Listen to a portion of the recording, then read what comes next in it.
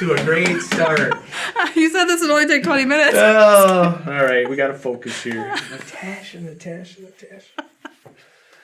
All right. Do you want to start all over, or do you want I can. Okay. All right. Thank you for joining us for this week's edition of Southwest Connections, our campus-based show that introduces you to the many great people who make SMSU the wonderful place it is. I'm Bill Molso, the host of our show. I'd like to welcome this week our guest, Natasha Boe, Director of Financial Aid here at SMSU. Welcome, Natasha. Thank you. So tell us a little bit about yourself and what brought you here to SMSU the second time. Yes, the second time. I attended here as a student back, graduated in 2010. So coming back as an alumni, I was very excited to be back in this role. After I finished my degree with SMSU, or degrees, I attended graduate school at Minnesota State University Mankato, where I completed that program, which was a counseling and student personnel college student affairs emphasis. And that was in 2012. Excuse me, during that time, I was also a graduate assistant for them in the financial aid office. So after I graduated, I accepted a full-time position with them as a financial aid advisor.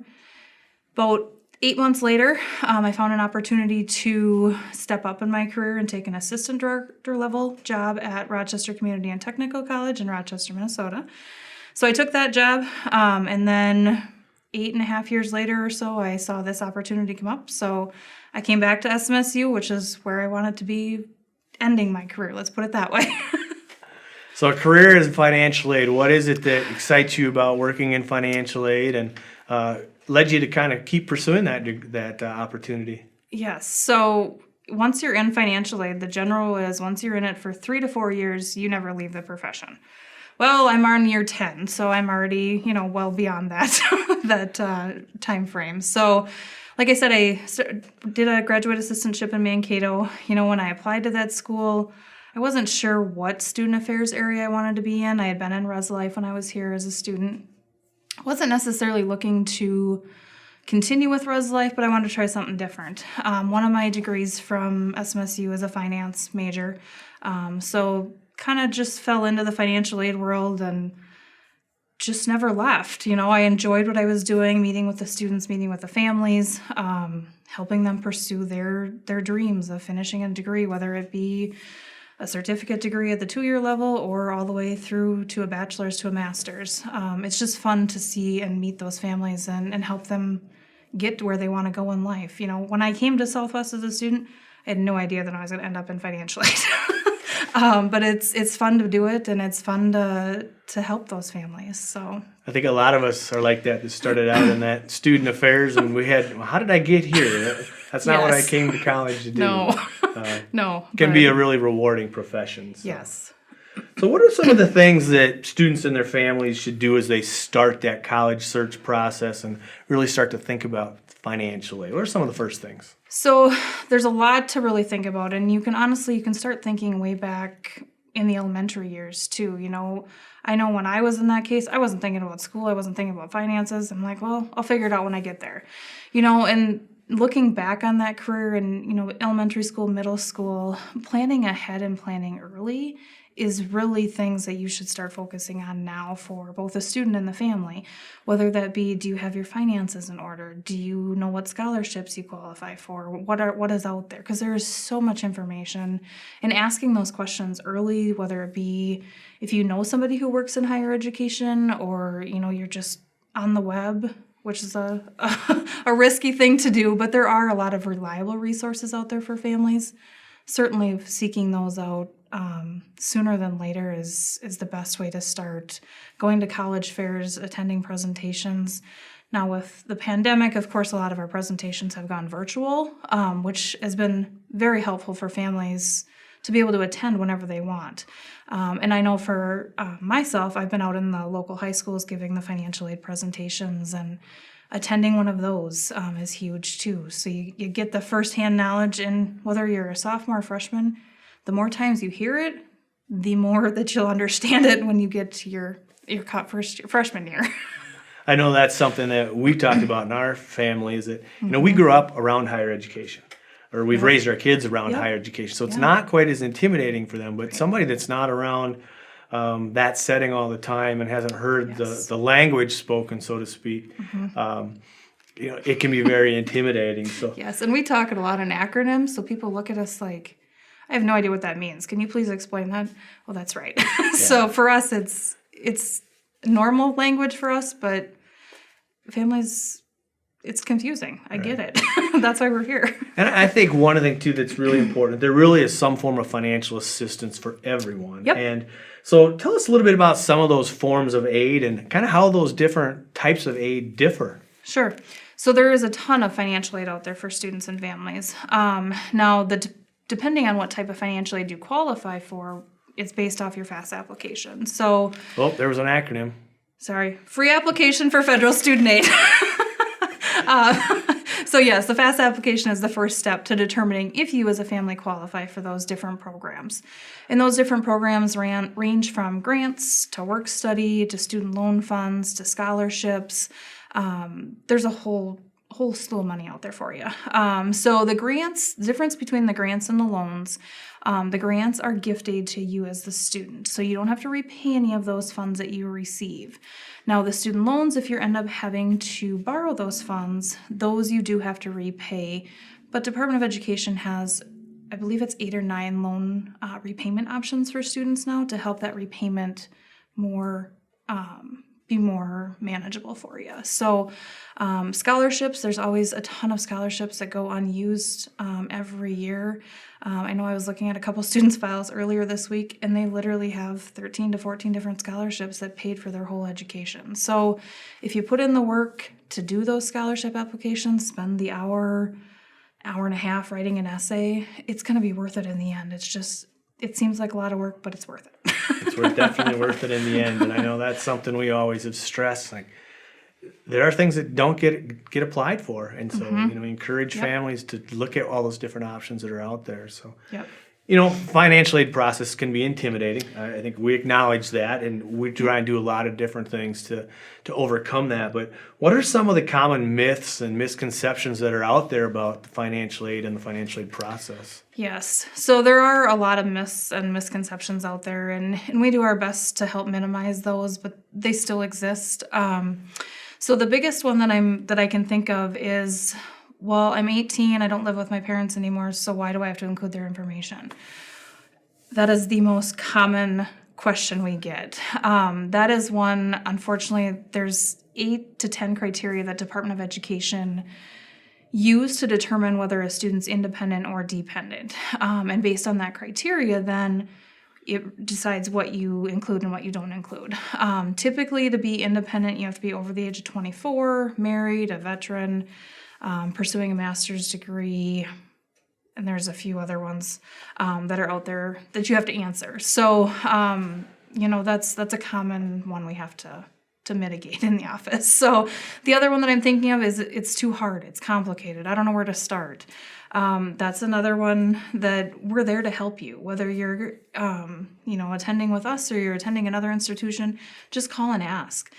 We can help you navigate those. Now, excuse me, with the pandemic, we've had to do a lot of our stuff via Zoom. So if it works better for you to meet with us at 4:30 or 5 o'clock on a weeknight, I'm happy to do that with you and just get it completed. I can see what you're seeing, share the screens, tell you where to look. The other nice feature with the FAFSA to make it less difficult is always the tax portion that families are like, I don't want to enter the wrong thing because I'm going to get it wrong and it's going to penalize me and it's going to be a mess. Well, it happens. The IRS data retrieval tool is a great feature.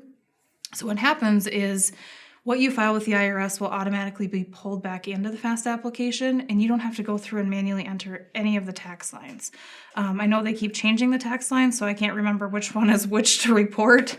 Even from 2019 to 2020 to 2021, everything's changed. So I always recommend using the data retrieval tool. Now, like with everything, there are issues when it doesn't work, but for the large portion of people, it works and it's slick and it cuts down completing the FAFSA by probably 10-15 minutes. So Definitely utilize that. Well, and you mentioned something too that I want to go back to, and that you as a financial aid professional go out and speak to a lot of area high schools. Yep. And you're not speaking necessarily on behalf of Southwest Minnesota State. Nope. You're Nope. talking about the process as a whole, and I think that's Yep. an important thing for families to understand, that there are a lot of professionals like you that are out there to help them navigate the process, not necessarily specific to any one school. Right, and I know the Minnesota Office of Higher Education, I believe they started in February, where they did like a 7-week series of different portions of filling out the FAFSA, Minnesota Dream Act application, off your award letter or award offer. What does that look like? What does it all mean? So we're trying to make it more understandable for more people to help them get through the process, because we don't want the FAFSA to be the only reason you're not going to come to school. So, but yeah, those are the two big things that I can think of the misconceptions and myths about aid. So one of the most common ones is scholarships, and you talked a little bit about that. And here at SMSU, we really pride ourselves in the wide variety of scholarships that we offer. Tell us a little bit about the scholarship process and how students start to navigate that process, both here at SMSU and really from outside sources too. Right. So for students at SMSU, if you're coming in as a first-year student, the admissions office is really going to be looking at, how did your high school years go? Is there any opportunity, depending on your ACT score, depending on your GPA? There's a lot of different criteria that they look at. So once you've been here once with us, or for a year with us as a student, then you're considered a returning student. So there's an application process through Academic Works, where you go online and you fill out a general application. And then it looks at your major and it suggests for you, okay, these 5 scholarships might be another opportunity for you to apply. Those scholarships typically have extra legwork to complete them. But like I said before, if you can get $1,000 for spending an hour of your time, I think you're money ahead. So that's specific for SMSU. If you're looking for external scholarships, be very careful with those. There's a lot of scams out there, unfortunately, but, look at your high school counselors. I know high schools around the area are like, oh yeah, we have this database that we keep for students, and we email the students. So if, your student's not checking their school email, make sure that they are. And those will start popping up more now because the community ones are becoming more available for them. The other place that I'll tell families to look is ask their parents for their employers, because that's a common one where they don't actually ask the questions. And then when you don't ask, you don't know. So I know when I was a student, there was one through my dad's place of employment where nobody knew about it, and I was already in my second year, and I thought, well, heck, it was $10,000 for the year. Why not? So just asking those questions early on. If you belong to any community organizations, that's another place that I always tell families to seek out and see what they got. And if you're a sophomore, junior, even looking at those years so that okay, so it's asking for 2 years of community service. What can I do in these next 2 years to help me benefit or apply for that scholarship? So scholarships are a great financial resource. You just got to do the work for them. As a rule of thumb, do you recommend that families pursue some of those services where they charge you to apply for scholarships? No, Yeah. I don't. My one rule of thumb when I'm presenting to high schools is if they're asking you for a banking account or credit card or debit card information, they're not a reliable resource for you. So just exit out of there, get out of there, don't provide anything. Never pay for free money is the key. So, but yeah, unfortunately there's a ton of them out there. And, if you're not sure, just ask. Give us a call. Give any financial aid office a call. Check with your high school counselor. They've seen enough. They know they know where to look and where not to look. Good resources too. Yes. So the past 2 years with the pandemic, we've seen a lot of federal dollars put into our economy on a lot of different fronts, and tuition assistance and grant aid for students has been part of that. Tell us a little bit about some of the grant programs that were available, and are there still things available to students here dealing with COVID relief? Yes, so there's been a lot of higher education acts passed. So there was CARES the first go around, then there was CARISA, and now there's the American Rescue Plan. So there's a lot of money that's been sent to the schools to help work through the pandemic.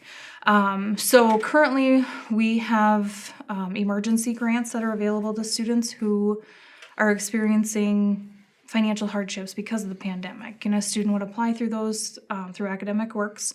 There's a committee who reviews those at least weekly to determine if they can have, I believe it's $250 is the lowest, up to $1,000. So depending on the expense that they have. But there's been a lot of utilization of those programs, and it's great. If students need help, that's what it's there for.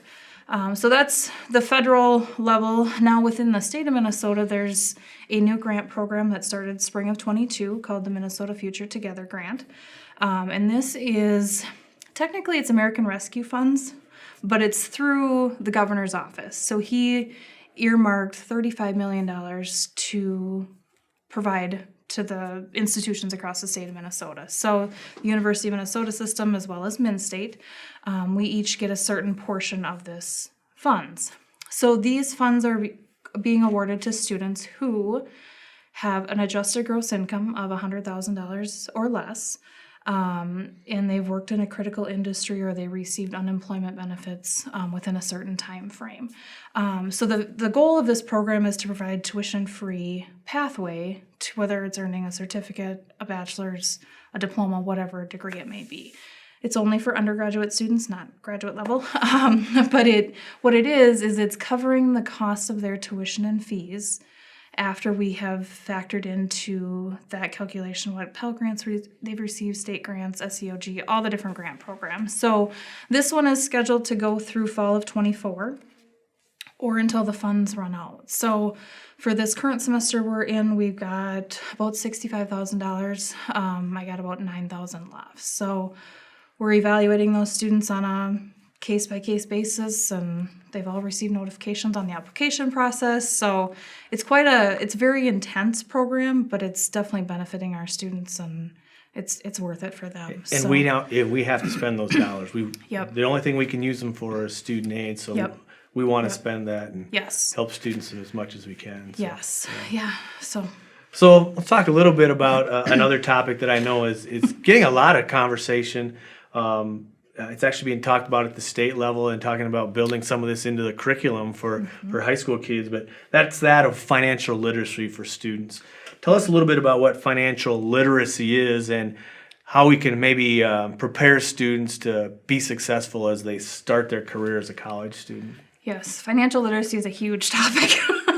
And it's one that's always been something that I've wanted to develop a program for and, make it, I don't want to say mandatory, but highly encouraged that students are aware of this, whether they're a freshman, senior, graduate student, because I think all of those students can benefit from different facets of financial literacy. So we're not just talking about understanding financial aid.